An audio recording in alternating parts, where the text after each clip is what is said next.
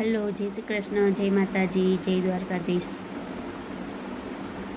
અત્યારે હવે જિંદગી એવી થઈ ગઈ છે ને,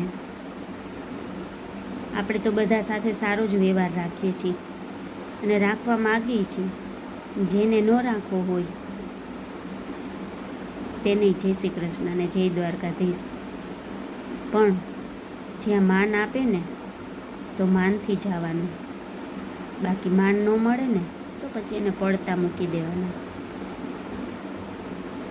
ધન દોલત, રૂપિયો, દોલત, શોહરત બધું બધા પાસે હોય જ છે અને ભગવાનને ખબર જ છે કે કોને કોની જરૂર છે કેટલી.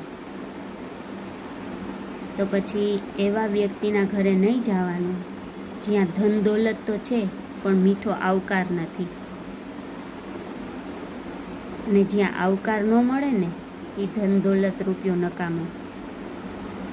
એના કરતાં થોડું ખાઈને રાજી રહેતા હશે ને તે તમને દિલથી માન આપશે અને દિલથી સાચવશે. અને એના માટે છે ને જીગર જોઈ.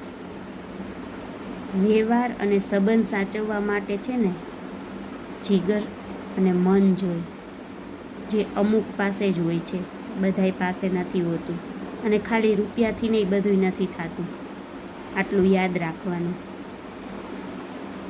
રૂપિયાના ઢગલે ઢગલા હશે બધાયના ઘરે, બધાયની પાસે, પણ માન, ઇજ્જત, આબરૂ નહીં હોય ને તો એ રૂપિયો નકામો. આટલી વાત તમે સમજી લેજો. અને જેને વ્યવહાર સાચવવા હોય, માન આપવું હોય, ઇજ્જત આબરૂ આપવી હોય, એ 100માંથી એક જ જણું એવું હશે આ દુનિયામાં, બાકી કોઈનું નથી. તો જય દ્વારકાધીશ અને જય ઠાકર ધણી. જય શ્રી કૃષ્ણ.